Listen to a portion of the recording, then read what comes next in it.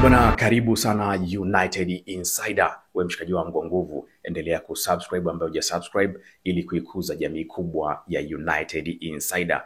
Cha muhimu pia, hapo chini nimeweka link itakupeleka moja kwa moja Instagram ya kwangu inaitwa loco_omi, ambayo kwa sasa itakuwa inakuletea taarifa nyingi zaidi za kandanda. Usiache kufollow huo ukurasa. Tuangazie taarifa kubwa. Baada ya kupita takriban mwaka mmoja, hatimaye Manchester imeshuhudia tena tuzo mbili zikienda kwenye klabu hiyo. Tuzo hizi ni za mwezi wa 10. Ruben Amorim amechaguliwa kwa kocha bora wa mwezi wa 10, huku Bryan Mbeumo akichaguliwa kwa mchezaji bora wa mwezi wa 10. Baada ya kupata tuzo hiyo, Ruben Amorim ameweza kusema credit zote zinakwenda kwa wachezaji ambao wameifanya Manchester mwezi wa 10 kufanya vizuri, wakishinda michezo mitatu mfululizo na kuifanya klabu kurejea katika hali kidogo ya kawaida. Lakini pia Ruben Amorim baada ya kupata ile tuzo alizungumzia mambo ambayo yanaweza kubadilika ghafla. Akasema mwezi wa 9 walikuwa ni watu wabaya na mambo yalikuwa mabaya, karibu kila mtu anataka wafukuzwe, lakini mambo yamebadilika ghafla na kuonekana kwamba wao ni bora na mwezi wa 10 wakipata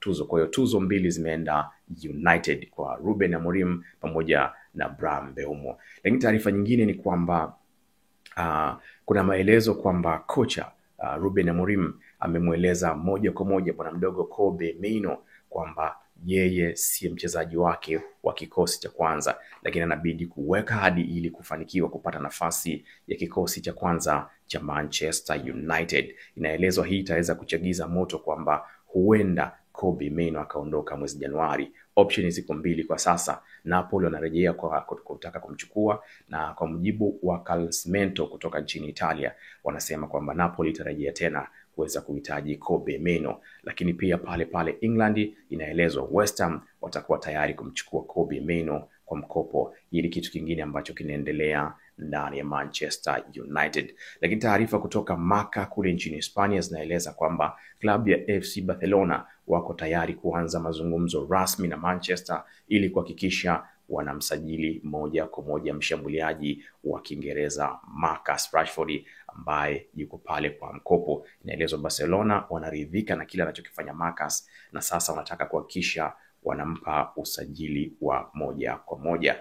Lakini taarifa za tetesi za usajili ambazo zipo ni kwamba Manchester wanaendelea na plani ya kumpata Elliot Anderson kama mtu sahihi kwa ajili ya kiungo ya Manchester. Team Talk wanasema Manchester imeanza plani za moja kwa moja za kumpata Elliot Anderson ambaye anakipiga na Nottingham Forest.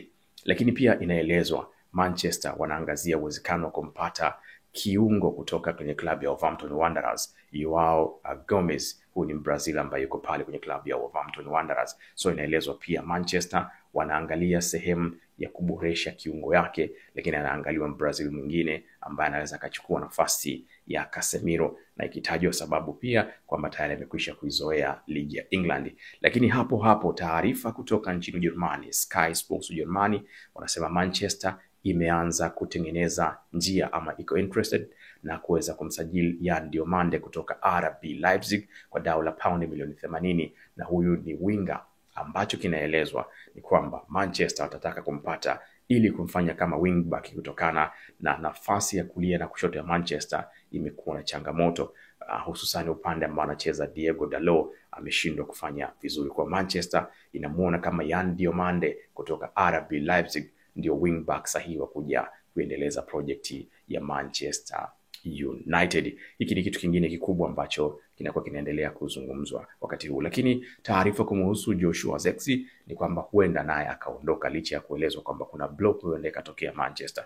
Lakini Sevilla ni klabu ya hivi karibuni ambayo inahitaji huduma yake. Halikadhalika AC Roma ndivyo vilabu viwili vya hivi karibuni ambavyo vimeonyesha nia ya kumtaka Joshua Zexi. Lakini sehemu ya ushambuliaji ya Manchester bado itaendelea kuzungumzwa kwa siku za hivi karibuni, na radars zinazidi kuendeleza kwamba Victor Roque kutoka kule Brazil kwenye klabu ya Palmeiras, mazungumzo ya chini kwa chini yanaendelea na wakala wake ili kuweza kuhakikisha kwamba wanapata kumsajili mchezaji huyu katika dirisha la majira ya Januari ili kuweza kuiboost sehemu ya ushambuliaji ya Manchester United. Kwa hiyo hizo ndio taarifa amazing, ndio updates za wakati huu kuhusu Devils. Subscribe, like, share na comment, na kuna link chini hapo ya Instagram itakupa habari nyingi zaidi za kandanda duniani. Usiache kusubscribe, hicho ni cha muhimu zaidi. Chao kutoka hapa United Insider.